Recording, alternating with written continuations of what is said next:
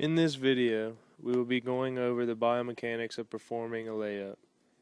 We will be comparing the difference between a professional athlete and an amateur athlete performing the layup. To demonstrate this comparison, we will go into 5 different domains that can influence the result of the skill. Under each of these domains, we will discuss the different factors that are included, as well as how each of these factors can affect the performance of the skill.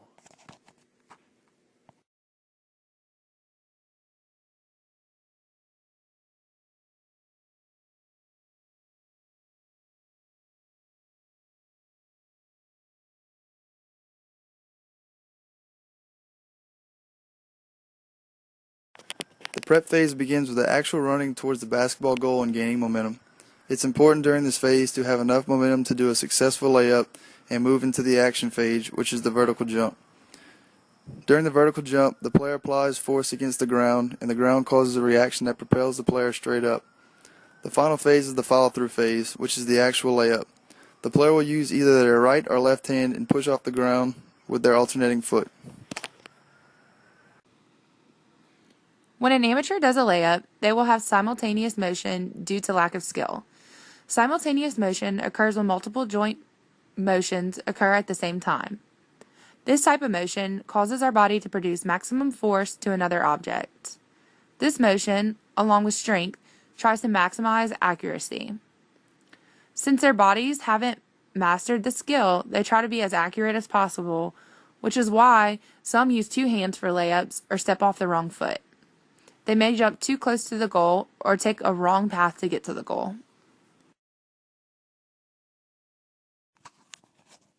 When a professional performs a layup, they will demonstrate movements that define power. During the prep phase, the professional undergoes sequential motion in trying to gain momentum to propel themselves as high as possible. This type of motion occurs when multiple joint motions occur at different times to achieve maximum speed. Professionals have multiple simultaneous motions done in sequence to get the ultimate combination of strength and speed. At the beginning of the action phase, the professional is targeting the lower extremities to gain momentum, and towards the end of the action phase, their upper extremities are what is in motion to gain accuracy. In the presence of a defender, professionals can avoid contact and maintain simultaneous motion to remain accurate. Psychological factors affect every type of basketball player, professional or amateur. At any level, these factors can play a crucial role in success. The type of game creates a harder environment to succeed in. Therefore, a playoff game will have more effect on the player than a regular game. Also, the amount of time left in the game will cause stress to a player, so it would be harder to make a layup with time running off the clock than any other point prior to that. If a player has previously missed a layup, their confidence will be low and they will think about that the next time they attempt it. So there's a chance that they are less likely to succeed at making that layup. Crowd noise can make a player nervous as he attempts a layup. If you are a member of the away team and the home crowd is very loud, it can affect the outcome. Using your dominant hand versus non-dominant hand mainly affects amateurs because professionals have mastered the skill of using their opposite hand. An amateur might not be as confident doing the layup with his non-dominant hand.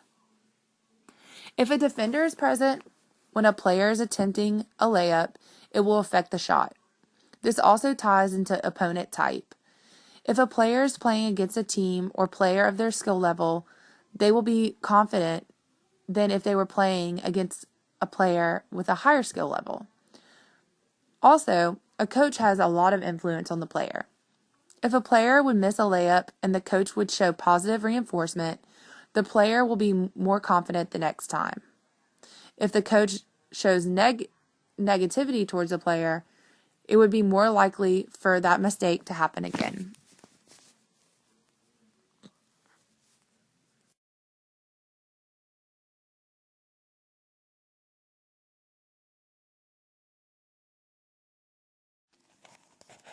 The benefits of strength and endurance training are easier to see in a professional athlete when compared to an amateur.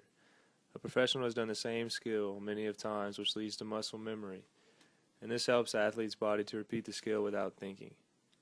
Professionals lift weights and train every day so their bodies can withstand the intense competition so that they can perform at the highest level. This everyday training also reduces the risk of injury and increases their abilities, such as jumping, agility, and speed. Since amateur athletes do not have the same duration and intensity of workouts that professionals do, they do not display the same types of skills. Their abilities will never be maximized because they don't have the same training as professional athletes.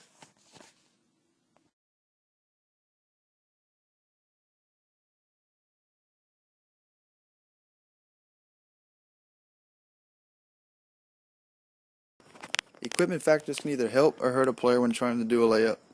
The size of the basketball and the basketball goal they are playing on depend on the age group of the players. Performing a layup with standardized basketball shoes will increase jumping ability, whereas a tennis shoe will not allow a player to jump as high as they can.